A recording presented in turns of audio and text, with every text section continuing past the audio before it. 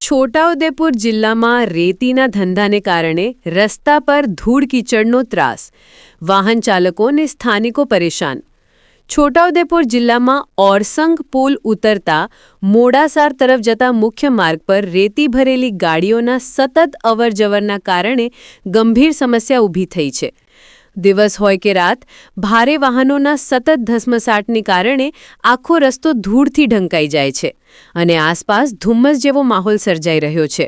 સ્થાનિક લોકો અને વાહન ચાલકોના જણાવ્યા અનુસાર રેતી ભરેલી ટ્રકો અને ડમ્પરો પસાર થતાં જ રોડ ઉપરથી ધૂળના ગોટા ઉડવા લાગે છે, જેના કારણે ખાસ કરીને બાઇક ચાલકો અને ચાર ચાકડાવાળા વાહન ચાલકોને રસ્તો દેખાતો નથી અને અકસ્માતનો ભય સતત સતાવતો રહે છે।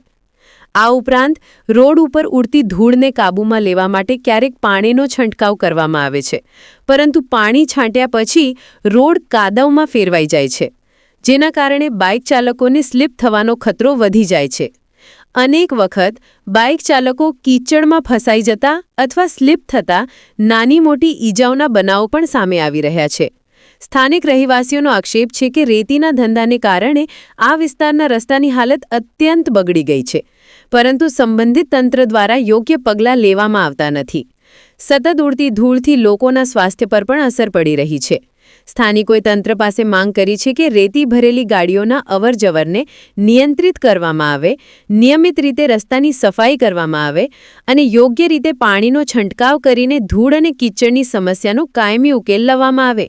નહીંતર આવનારા સમયમાં કોઈ મોટી દુર્ઘટના બને તો તેની સંપૂર્ણ જવાબદારી તંત્રની રહેશે।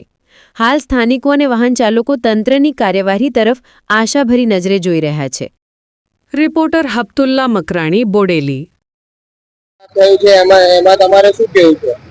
છોટાઉદેપુર જિલ્લાની અંદર એક બોડેલી તાલુકો આવેલો છે અને બોડેલી તાલુકાની અંદર ઓરસંગ નદીના અંદરથી બેફામ લીજો ચાલે છે। હવે લીજોના અંદર એવું છે કે ડ્રાઈવર્જન આ લોકો નદીના અંદર બનાવ્યો છે તે ખરેખર અનલીગલ છે અને એ ડ્રાઈવર્જન બનાવવાથી ઓરસંગ નદીના પુલથી લઈને મોડાસર ચોકડી સુધી રોડ પર જે માટી આવે છે અને માટી એટલી બધી ધૂળ ઉડે છે કે ટુ વ્હીલર ડિપાર્ટમેન્ટ વાળા બાઇકો નથી ચલાવી શકતા। બીજી વસ્તુ છે, એ લોકો પાણી છાંટે છે તો ત્યાં આગળ કિચડ થઈ જાય છે, તો ત્યાં ના તો કોઈ પોલીસને કોઈ ધ્યાન દેવું છે, ના કલેક્ટર સાહેબને ધ્યાન દેવું છે કે ના પછી તાલુકા વિકાસ અધિકારી જે છે, મામલતદાર સાહેબ, ના એમને કોઈને ધ્યાન આપવું છે। ફક્ત પોતે પોતાનો સ્વાર્થ જ કરવો છે, કારણ કે પોતે ફોર વ્હીલરમાં જતા હોય છે, જે ટુ વ્હીલરમાં અગર આ રોડ પર મોડાસર ચોકડીથી બોડેલી સુધીમાં અગર અપડાઉન કરે તો એમને ખબર પડે કે ખરેખર રસ્તો। બીજી વસ્તુ છે કે સૌથી મોટામાં મોટી આ ધૂળ વસ્તુથી બહુ મોટી બીમારીઓ થાય છે, કે શ્વાસની બીમારી થાય છે, ફેફસા ફૂલી જાય છે। આજુબાજુના જે નાગરિકો ખરા, જે સ્થાનિક ઘરો ખરા, તેમના હોટલો જુઓ, તેમના ઘરો જુઓ, જમવાની વસ્તુ જુઓ, દરેક વસ્તુ પર એકલું તમને ધૂળ દેખવા માંગે છે આવે છે। સરકારને અમારી નમ્ર વિનંતી છે, છોટાઉદેપુર કલેક્ટર સાહેબને નમ્ર વિનંતી કરીને કહીએ છીએ અને બોડેલીના જે મામલતદાર સાહેબ છે એમને પણ નમ્ર વિનંતી કહીએ છીએ